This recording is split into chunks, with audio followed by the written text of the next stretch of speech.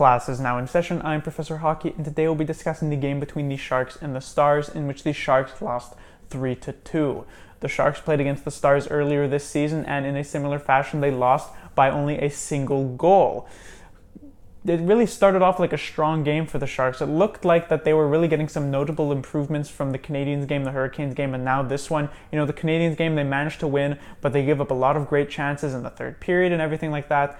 Against the Hurricanes, while there weren't as many sort of volume of chances, they did have a lot of opportunities from bad defensive mistakes. But in the first period here against the Dallas Stars, the Sharks were doing a good job at covering just in general, but also of limiting their big defensive mistakes. And they got a goal from Evander Kane. They led 1-0. It was really a very dominant first period for the San Jose Sharks.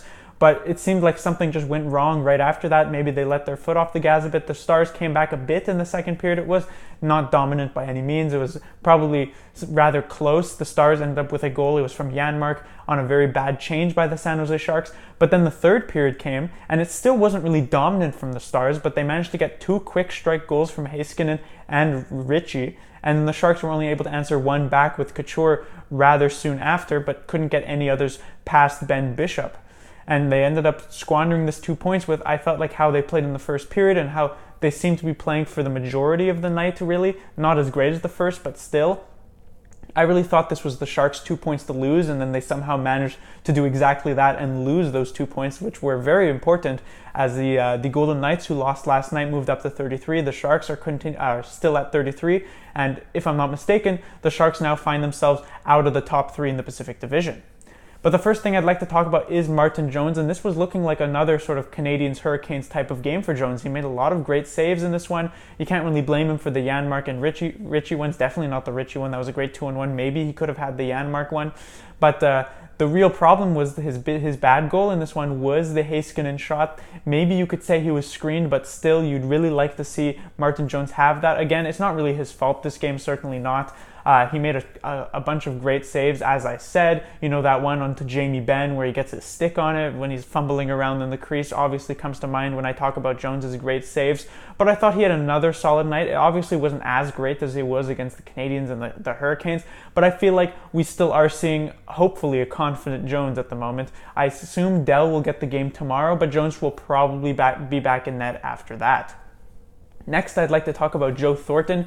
Thornton, he is very strong offensively. I've mentioned this many times that he's very strong offensively, not that great defensively, but in this game it really shined his offensive prowess. I mean, just in the first couple of minutes of the game, he set up a couple of fantastic shots for Timo Meier. He was unable to bury them, but Thornton has looked very solid for the San Jose Sharks, and I think he's really excelling in this sort of played down role. You saw mostly Couture, Hurdle, and Pavelski earlier in this game facing off against the top line from the Stars, Ben Seguin and Radulov, and so Thornton got some somewhat easier matchups, and he really did make the most of that. I'd still like to see Thornton move his legs a bit more. I know he's obviously up there in age, and he barely even has legs at this point, but I'd still like to see him moving a bit more in the defensive zone, but still he actually made a couple of nice plays. I mean, he was really the guy who prevented Ben from getting a very good shot off that allowed Jones to make that big save. He was there back defensively. There were a couple other moments, and so Thornton, I felt all around this game, actually played rather solid.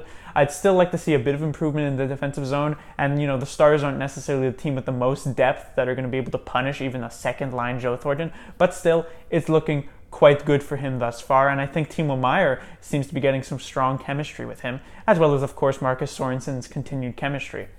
Next is Marc-Edouard Vlasic, and this one is a bit more depressing. Vlasic again here tonight was a -3. That puts him on -14 for the season, and we did see sort of a prime case for why plus-minus isn't the greatest stat to mark any player. I mean, on the Janmark goal, he was technically a minus, but it was on such a bad change that Vlasic had literally zero chance of getting back into the play.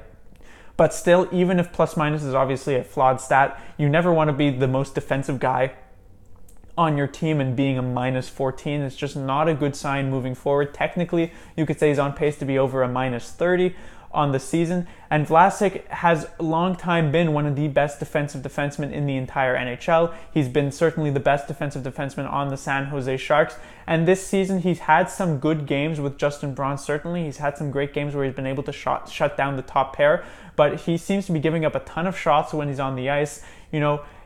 he just really seems to be somewhat out of it. I mean, we saw it on the Richie goal. He ends up falling down at center ice, which allows this 2-on-1 to occur. He's just had a tough game tonight. He's been having a lot of tough games this season. Hopefully he can rebound. The Sharks have him signed on a rather large contract, $7 million for a player who really doesn't put up too many points. So he's mostly signed for the fact that he is a defensive guy, and the Sharks were hoping that would sustain over this long contract that they did give him.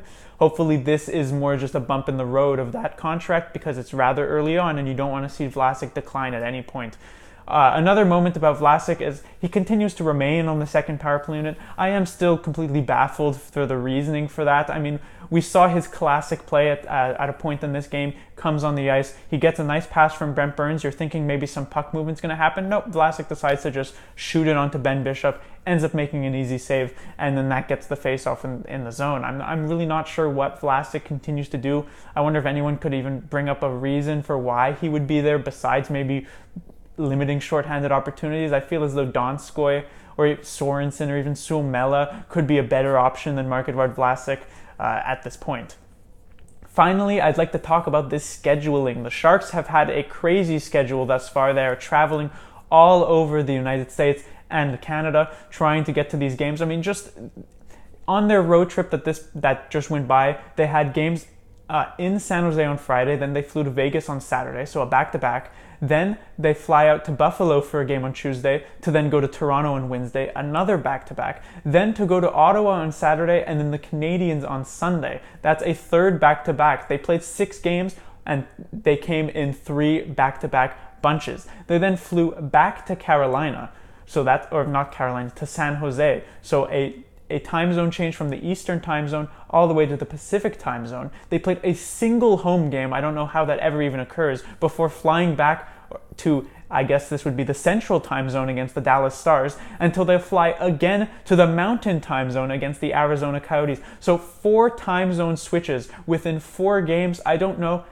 who's planning this schedule at this point, and not to mention the fact that the game between Dallas and Arizona, that is also a back-to-back Friday and Saturday. So I'm really not sure who the schedule maker is. I'm not sure who on the San Jose Sharks pissed off the schedule maker that this guy decides to give so many back-to-back, so many time zone switches. You'd think, why are the Sharks getting a single home game? Why is there ever a single home game from an Eastern time zone to the Pacific time zone to then go back to the Central time zone? It just doesn't make much sense. And, I'm not going to try and give excuses for this as the reason why the Sharks are not playing well this season, but there have been a lot of games thus far in the season that the Sharks have just come out rather sluggish. And, you could chalk it up to the effort, and I'm sure a lot of the Sharks players, or basically every single Sharks players, at least to the media, will tell you that it's not an excuse that the travel or anything like that, and that it's just them not playing it particularly well. But I feel like just in the back of their mind, I feel like they know that it's at least partially an issue, that they've just been moving around the country, or I guess the continent, so much just from game to game that it's really hard to bring a consistent effort game in, game out, because you're really not probably getting good night's sleeps or anything like that, going from 4 different time zones in 4 different games. But maybe the Sharks will actually have a good one against Arizona. It's going to be tough because a lot of the outside situations are against them, but hopefully that will end up happening. That is the end of this review. The Sharks, as I said, will be back in action tomorrow for another back-to-back against the Arizona Coyotes, a team in their division who is a few points behind them, but they definitely don't want to lose this game.